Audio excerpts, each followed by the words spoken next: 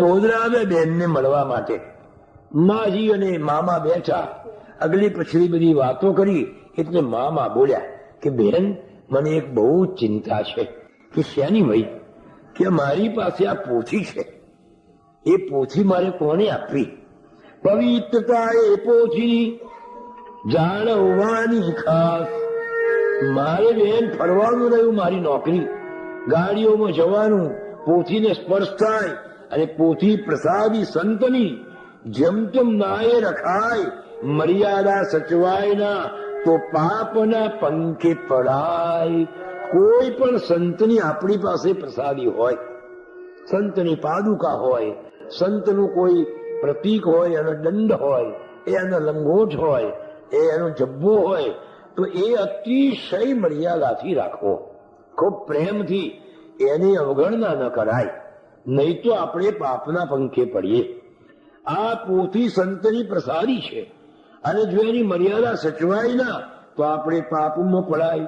માટે કોઈ બધા નિયમો પાડીને પવિત્રતાથી આ પોથીનો પાઠ કરનાર મળે તો આ પોથી મારે એને આપી દેવી છે. પોથી શબ્દ સાંભળ્યો અને પાંડુરંગ દૂર ઉભા હતા, 14 વર્ષના. એમને સાંભળ્યો, પાંડુરંગ આભા ઉભા છાન આમાના એમ સાંભળતા હતા ધ્યાનથી માતુર વાતો તેમ. મામાની વાતો એ સાંભળતા હતા. પોથી શબ્દ સુન્યો અને થયો મનમાં ચમકાર. સ્મૃતિ પાછળી સનવડી ઝબક્યો એક વિચાર કે પોથી? હા, મેં કોલ્હાપુરમાં સપનું આવ્યું હતું.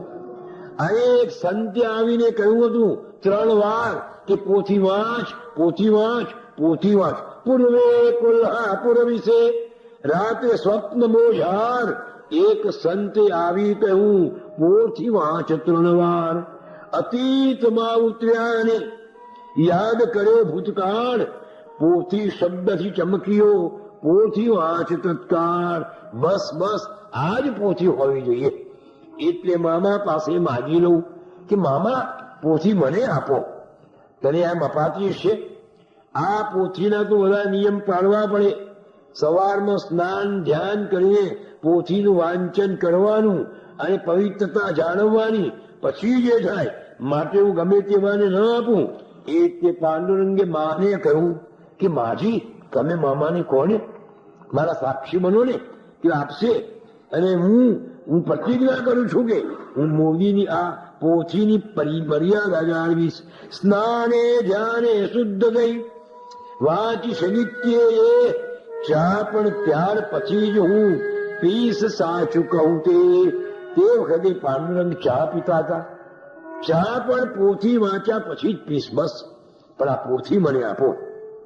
માએ ખાતરી આપી કે ભાઈ આપો. પાંડુરંગ છે ને બધા નિયમ પાડશે. હા, મારો છોકરો લાવ્યો છે એમ તો, મને તમે એને આપો.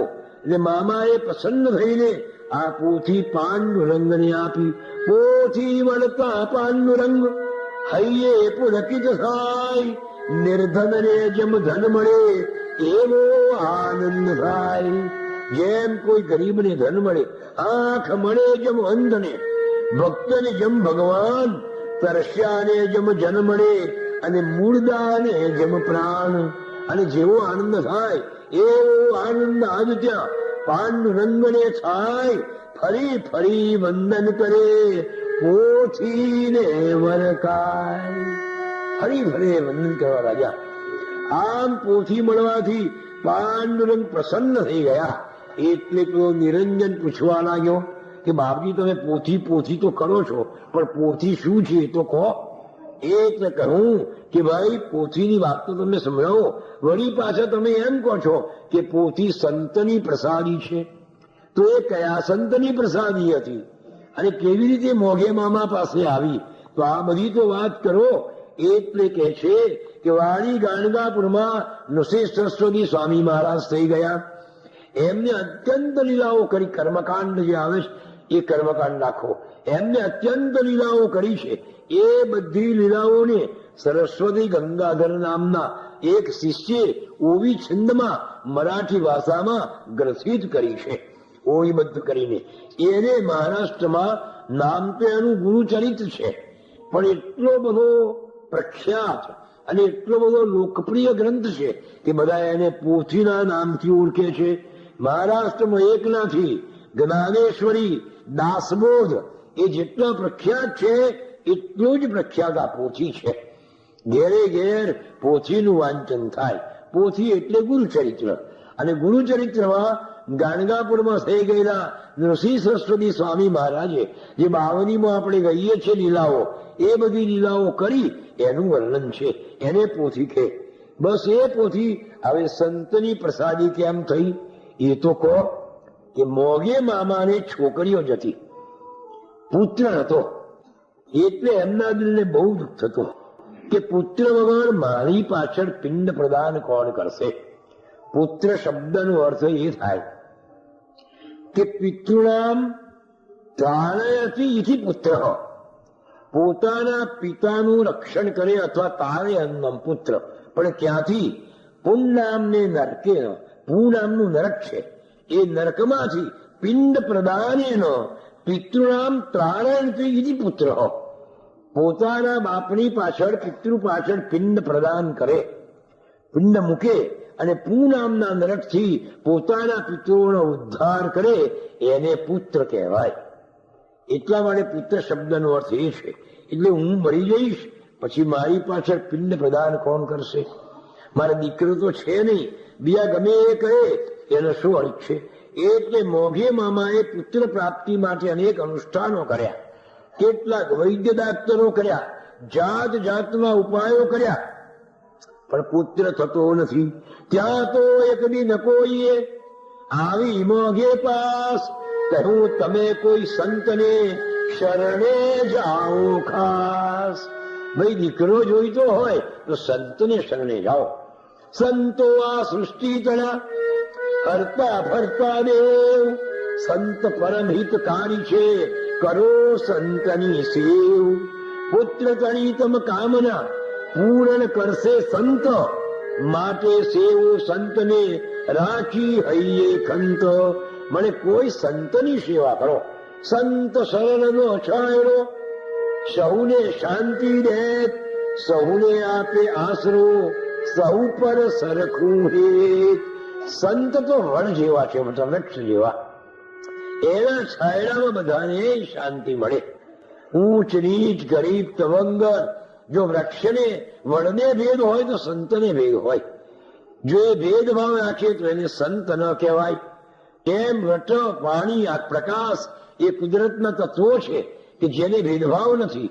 સૂર્યને ભેદભાવ નથી કે ગરીબની ઘેર ઓછો પ્રકાશ આપું અને પૈસાદારોની ઘેર વધારે પ્રકાશ આપું, એવો ભેદભાવ નથી. હવાને, પવનને ભેદભાવ નથી કે ગરીબોને માટે જુદી જાતનો પાવર હલકો અને શ્રીમંતોને માટે જુદી જાતનો, એવો એને કઈ ભેદભાવ નથી. પાણીને ભેદભાવ નથી કે ગરીબને માટે આ પાણી ને શ્રીમંતને માટે આ પાણી. ભગવાને ભેદભાવ રચાય નથી, અને જો ભેદ રાખે તો એ ભગવાન ના કહેવાય. ભગવાનને ત્યાં ભેદ છે જ નહીં. ભેદનો છેદ ઉડાડે એ જ ભગવાન, અને એ જ સંતો. જો ભેદભાવ રાખે તો એને ભગવાન કોણ કે? એ જ સૌને આશરો આપે. મોગે મામા હરખ પામ્યા. વિચાર્યું કે કયા સંત છે એવા કે જેના શરણે જાઉં તો મારી આ મનોકામના પૂર્ણ થાય. તે સમયે સ્થુલરે હતી વસતા શિરડી માય, સાક્ષાત દત્તાવતારે સમર્થ બાબા સાંઈ. તે વખતે સાંઈ બાબા સ્થૂળ દેહે શિરડીમાં હાજર હતા. એ સિદ્ધ સંત સિદ્ધ વાકયે સામર્થ્યનો ભંડાર, નિરાડંબરી ઓલિયા અને નતજન તારણહાર. કોઈ આડંબર નહીં એને, અત્યંત સરળ. એનું નામ જ સંત. સરળતા એ સંતનું પ્રથમ લક્ષણ છે. જે સરળ ના હોય એ સંત ના હોય. હા, સરળ હોય સંત તો જ્યાં બેસાડે ત્યાં બેસે, જે મળે તે ખાય, મારે આમ જોઈએ મારે તેમ જોઈએ, આવો વિચાર કહે એ સંત ન હોય. શરણાગત વત્સલ્ય તારે સૌ સંતાપ. એટલે મોગેને સાંઈ બાબા યાદ આવ્યા. સીધા શિરડી ગયા. શિરડી જઈ સાંઈના ચરણમાં માથું મૂકી અને ગદગદ કંઠે પ્રાર્થના કરી કે સાંઈ તારે શરણે આવ્યો છું. અને ભક્તની આંખમાં આંસુ જુએ અને જો ન દ્રવે તો એને સંત કોણ કે? સંત હૃદય નવનીત સમાના, કહા કવિ પર કહો નહીં જાના.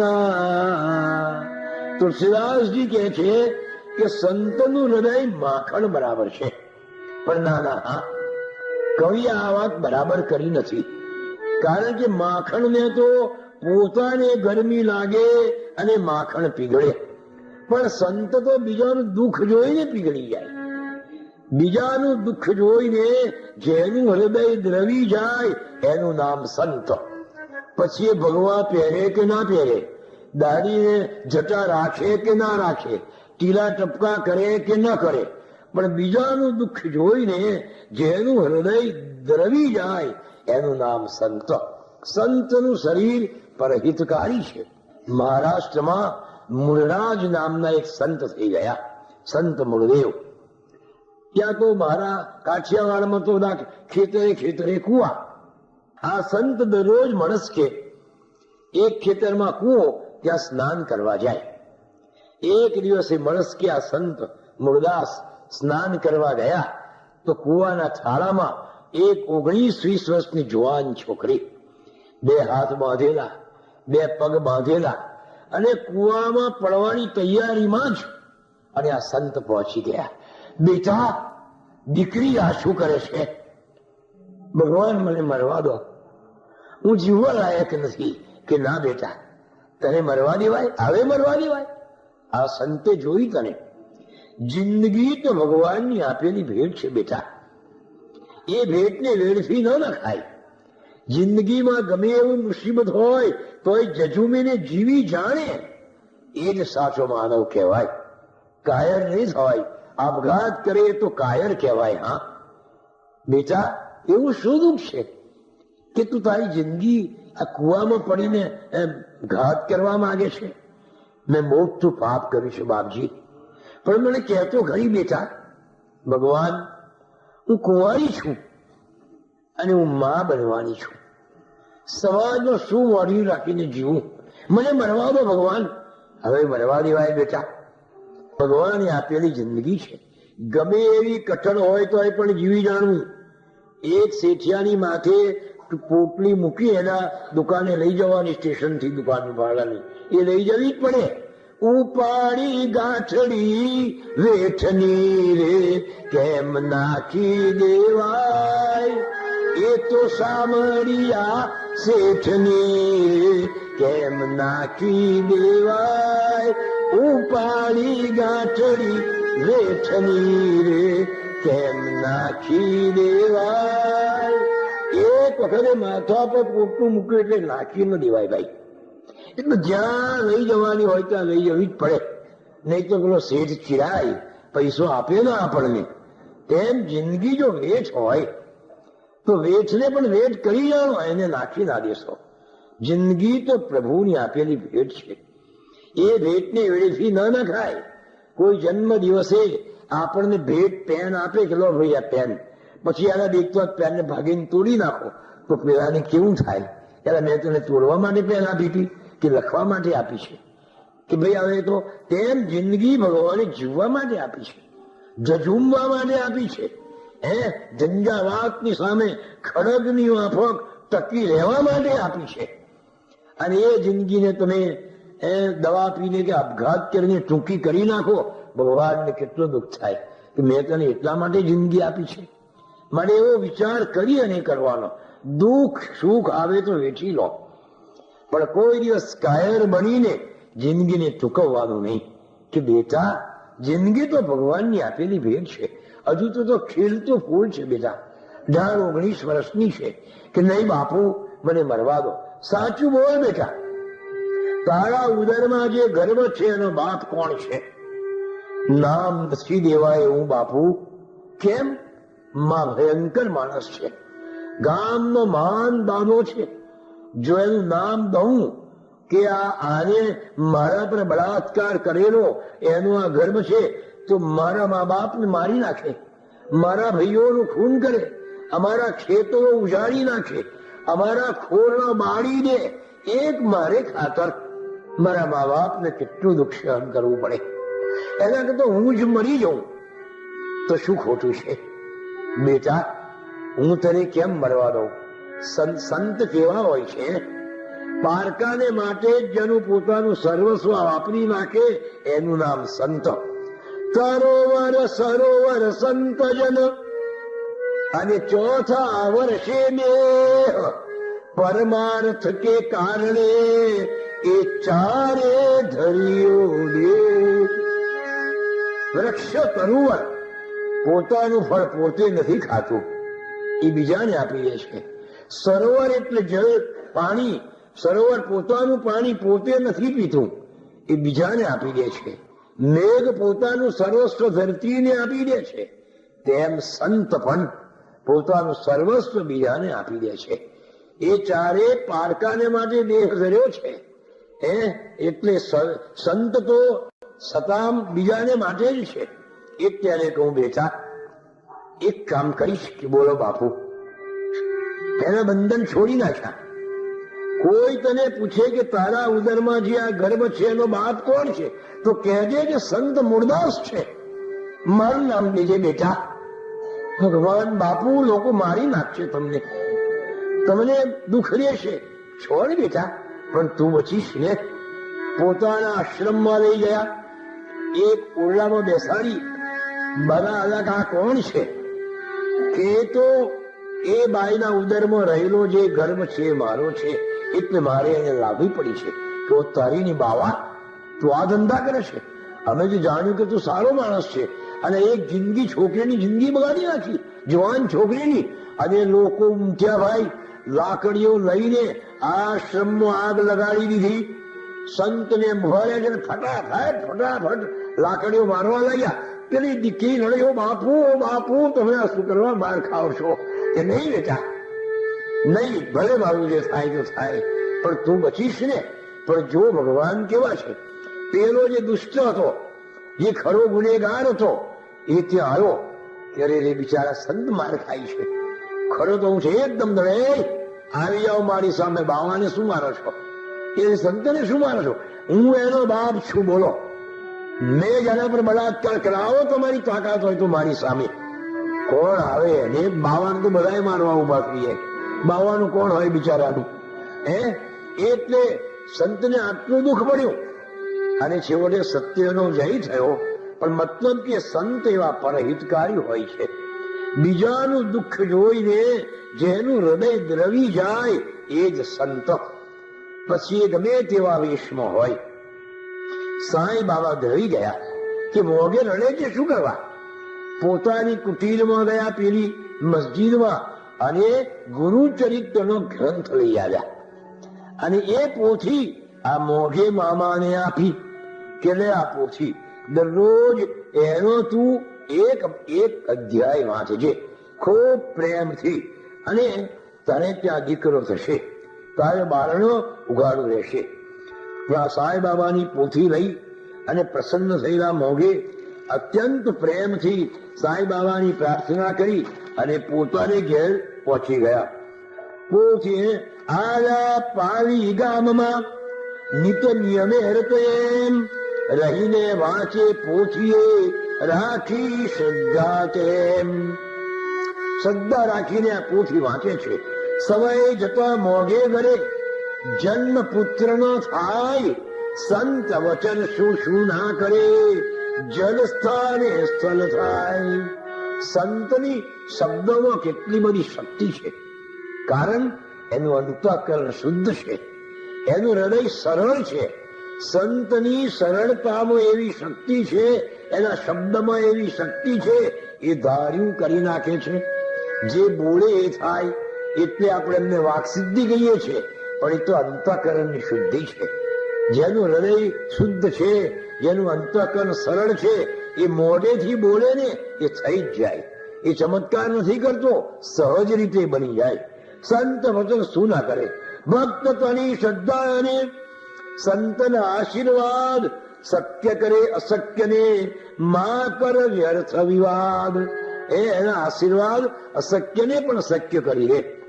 એટલે મોઘેને પુત્ર થયો, મોટો થયો, છતાંય માગે આ વાંચન ચાલુ રાખ્યું હતું. આપણે તો આવો દીકરો થઈ ગયો, આ વાંચવાની બંધ કરી દીધો તો શું વાંધો છે? આવું કઈ ના વાંચે તો ચાલે, જે દીકરો જોઈતો તે મળી ગયો. પણ મોઘે તો છતાંય વાંચવાનું ચાલુ રાખ્યું. અને એ વાંચ્યા પછી જ પાણીનું ટીપું મોઢામાં મૂકે. આજ સુધી તો ઉપાડ્યા કઠણ નિયમ સૌએ, પણ હવે અઘડું હતું, વૃદ્ધ થયો તો દેહ. મોઘેનું શરીર ગરડું થયું હતું, એટલે નિયમ પડાય નહીં અને સંતની પ્રસાદીની અવગણના થાય. માટે કોઈ યોગ્ય પાત્ર હોય તો આ પોથી એને આપી દેવી. અને પાંડુરંગ મળી ગયા. ત્યાં તો માજી પોથીને પાંડુરંગે માજીના કહેવા થકી દીધી માતુલે તેમ. પોથી આ સાંઈની પ્રસાદી હતી. જો હવે કેવો સરસ સંજોગ બેઠો. કોલ્હાપુરમાં સ્વપ્નમાં સાંઈ બાબાએ જ કહ્યું હતું કે પોથી વાંચ, પોથી વાંચ. તે વખતે આ છોકરો 8 વર્ષનો હતો. પોથીનો સાર અથવા પોથીનો સત્વ સમજવાની 8 વર્ષના બાળકમાં શક્તિ નથી. એટલે 6 વર્ષની ગેપ પાડી અને 14 વર્ષે એને પોથી મળી. એ સાંઈ બાબાની આપેલી જ પોથી મળી. આ પણ એક કેવો યોગાન યોગ કહેવાય. આ બાજુ મામા તો હળવું હળવું થઈ ગયું. સાંઈ પ્રસાદી પોથિયા મારી પાંડુને જાણ. પૂરેને સ્વપ્ને કહ્યું હતું તેનું એ જ પ્રમાણ. તે દિવસથી પાંડુરંગ સવારમાં તન અને મનને શુદ્ધ કરીને સ્નાન કરીને પોથી પ્રેમથી વાંચવા લાગ્યા. પ્રસન્ન ચિત્તથી વાંચવાની. કોઈ પણ આપણે પાઠ કરીએ આપણા ગુરુના કહેવાથી અથવા આપણા પોતાના કલ્યાણ માટે, તો એ પ્રસન્ન ચિત્તથી કરવો જોઈએ. પછી ગાડીનો સમય થઈ ગયો છે, ફટફટ વાંચી નાખવું, કેટલો બાકી છે હજુ. જેમ જેમ વાંચી નાખીએ એનો કોઈ અર્થ નથી.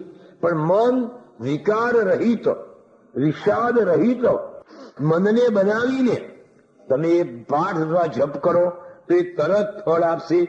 પાંડુરંગ શું કરતા? દિનથી પાંડુરંગ કરી શુદ્ધ તન મન. તનને શુદ્ધ નાવાથી કરે, સ્નાનથી, અને મનને શુદ્ધ કરે ધ્યાનથી.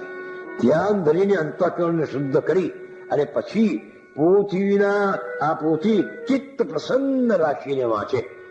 એક અધ્યાય વાંચો પણ પ્રસન્ન ચિત્ત કરીને, મનમાં જરાય વિષાદ ન હોય, વિકાર ના હોય, એવું કરે શોક ન હોય, કોઈના પ્રત્યે દ્વેષની, પ્રસન્ન ચિત્તથી વાંચો પોથી અથવા જે કંઈ પાઠ કરો તે.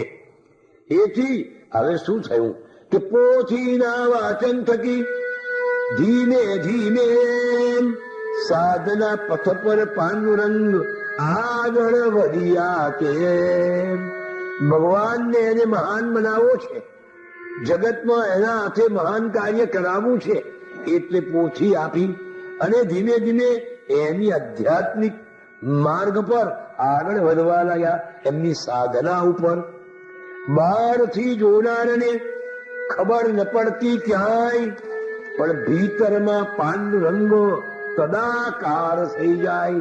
કોઈને ખબર ના પડે કે છોકરો જ છે હજુ, પણ અંદરથી ધીમે ધીમે પેલા પોથીના વાંચનથી એનામાં બધી શક્તિઓ આવવા લાગી. જો કોઈ પણ આપણા ગુરુ મહારાજે કહેલો જપ હોય, કોઈ પણ આપણા ઈષ્ટદેવનો મંત્ર હોય, એનો આપણે અડધો કલાક, 10 મિનિટ કે કલાક સવારમાં જે કંઈ કરીએ એ આપણને જબરજસ્ત શક્તિ આપે છે. હા, આખા દિવસમાં પહોંચી વળાય એવી એ શક્તિ આપે છે. એટલે એની જરૂર છે. પેલા સાંઈ પ્રસાદી પોથીની સાધના દ્વારા પાંડુરંગ એક પછી એક પોતાની સાધનાનો શિખરો સર કરવા લાગ્યા. આપણને લાગે કે આ માળા ફેરવાનો શું અર્થ છે, પણ એક માળા ધીમે અંતરથી ફેરવો તો અંતર શક્તિ વધે છે. અને એને લીધે સમાજમાં આપણી કોઈ નવલી, કોઈ અલૌકિક છાપ પડે છે. આપણને ખ્યાલ ના રહે, પણ એ આપણે સવારમાં 1 કલાક, અડધો કલાક કે 10 મિનિટ પણ જે કંઈ સત્કાર્ય અથવા પ્રભુનું નિમિત્તે જે ગાળ્યું છે એ આખા દિવસ પૂરતું બળ આપે છે આપણને. જબરજસ્ત શક્તિ છે આ પ્રાર્થનામાં. મોટામાં મોટી શક્તિ હોય તો આ છે. એ મેળવવા સવારમાં એકાદ કલાક પણ જો ગાડીએ તો જુઓ સાંજે આખો દાડો એવો સુંદર તો જાય, પણ ગમે એવી ઝંઝાવાતની સામે આપણે ટકી શકીએ. પેલી પ્રાર્થના આપણને તાકાત આપે, આપણને બળ આપે. એ સમય નિષ્ફળ નથી ગયો. હા, કોઈએ પૂછ્યું કે તમારો બાપજીને કે તમારો સુંદરમાં સુંદર સમય કયો બાપજી? બાપજી કે હું ધ્યાનમાં બેસું છું તે જ. આખા દિવસમાં તમારો સુંદરમાં સુંદર સમય કયો? હું ધ્યાનમાં બેસું છું તે જ. એ સિવાય બીજો કોઈ સમય મને સુંદર લાગતો નથી. આપણે કહીએ કે ટીવીનો પિક્ચર જોઈએ તે સુંદર સમય હશે, આપણે કહીએ કે મિત્રોની સાથે ટોટ ટિકટ કરીએ તે સુંદર સમય, પણ નહીં, જે હું 1-2 કલાક ધ્યાનમાં બેસું છું એ જ મારો સુંદરમાં સુંદર સમય. તેમ પ્રભુની ભક્તિ કરીએ એ જ સુંદર સમય. બીજા સિવાય બધો સમય ખોટો. જીવનમાં એ શુભ પડ મોટી, એવી ન જાતી સહુ પડ ખોટી. એ જ શુભ પડ છે. જેટલા વખત પ્રભુનું સ્મરણ કરીએ, આપણા ગુરુદેવનું, આપણા ઈષ્ટદેવનું, આપણા આરાધ્ય દેવનું, ઉપાસ્ય દેવનું, એટલો જ સમય સાચો. એ સિવાયનો બધો જ ખોટો છે. એવી ન જાતિ સૌ પણ ખોટી. દિવ્ય એનો શું અર્થ થયો? આવી રીતે પોથીના વાંચનથી આ નાનકડા પાંડુરંગમાં કેવું પરિવર્તન આવ્યું કે કરે કિશોર વયનો બાળપણ, કેસરી જેવી ફાડ, દિવ્ય તેજ મુખ પર લસે અને કંપે જોતા કાળ. એવું તેજ મુખ પર આવી ગયું. એ પ્રાર્થના શું ન કરી શકે?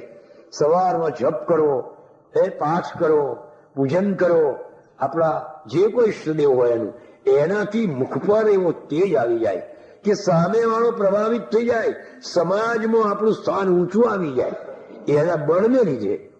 મેધાવી અતિશય અને બુદ્ધિના ભંડાર, वो મેધાવી બની ગયા, બુદ્ધિ વધી ગઈ. કવિત્વને વક્તૃત્વની શક્તિ અપરંપાર. કવિત્વની શક્તિ પણ આનાથી આવી જાય, વક્તૃત્વની શક્તિ પણ આનાથી આવી જાય. પ્રાર્થનામાં આટલી બધી તાકાત છે, એ ભગવાનના ભજનમાં આટલી બધી શક્તિ છે કે આપણને મેધાવી બનાવી દે, એક કવિ બનાવી દે, વક્તૃત્વમાં પણ સારા વક્તા બનાવી દે. એ શક્તિ ભગવાનની ભજનમાં છે, પ્રાર્થનામાં છે. શાળામાં એક દિવસે શાળાનો સ્થાપન દિનાયો. બધા હેડ માસ્તરે અને શિક્ષકોએ નિર્ણય કર્યો કે સ્થાપના દિને આપણે એક નાટક કરીએ. કે ચાલો તારે તો એવું કરીએ, સંસ્કૃતનું નાટક કરીએ. તો કે એક સંસ્કૃતના શિક્ષક હતા, એમણે સુંદર નાટક લખ્યું. પાત્રો શોધવા લાગ્યા તો સંસ્કૃતમાં સ્પષ્ટ ઉચ્ચાર કરનાર અત્યંત રૂપાળો એવા વડાને બધાને ગમી ગયો. એટલે મુખ્ય પાત્ર વડાને એને આપ્યું અને બીજા પાત્ર બીજા બેસાડે.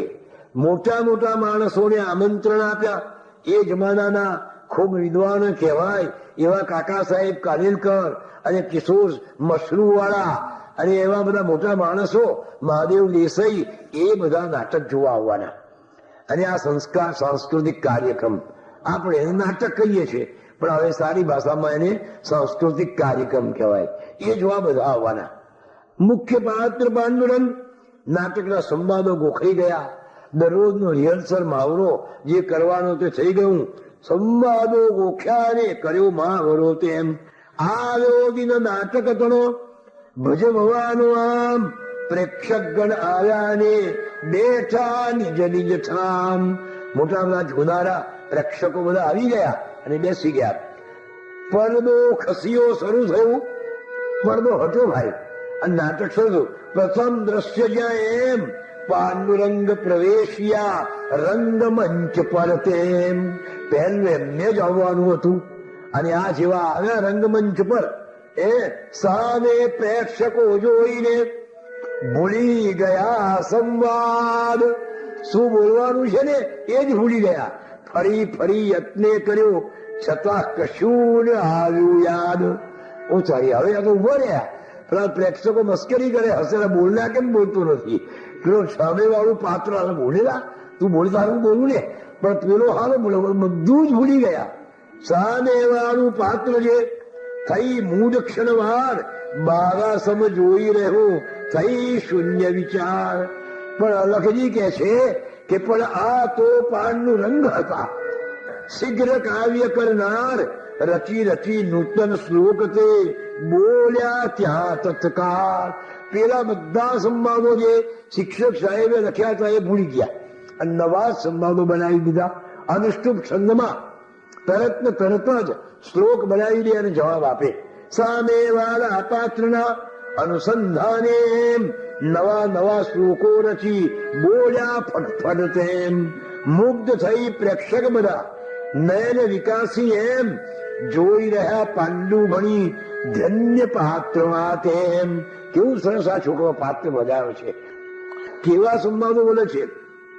ધન્ય છટા છે એહની અને ધન્ય સ્પષ્ટ ઉચ્ચાર. સંસ્કૃતના ઉચ્ચાર પણ કેવા સ્પષ્ટ કરે છે. હાવ ભાવ પણ ધન્ય છે ક્યાંય ક્ષતિ લગાર. જરાય ભૂલ નથી. આ પાત્ર બહુ સારું છે એમ આફડીને થઈ ગયા. પ્રેક્ષકો તે વાર તાલી નાદે વધાવ્યા કરી હર્ષ ઉદ્ગાર. પેલો બોલે ને પાનું કે તાલીઓના ગગડાટ પડે. આ પ્રેક્ષકો તો ખુશ થયા કે છે. પ્રેક્ષકો તો ખુશ થયા પણ પડદા પાછળમાં દિગ્દર્શક લેખક બધા પડ્યા વિમાસણમય. પ્રોમ્પ્ટિંગ કરવા ઉભો રહેલો. એટલે આ કઈથી બોલે છે? આ તો છે નહીં એની અંદર. અને સંવાદો ક્યાંથી લાવે છે? ક્યાંથી લાવ્યો આ બધા નવા નવા સંવાદ? આવું લખ્યા કર્યા તણું નથી અમોને યાદ. એટલે અમે લખ્યા કરતો તો સારું બોલ્યો. આ કઈથી લાવ્યો બધું?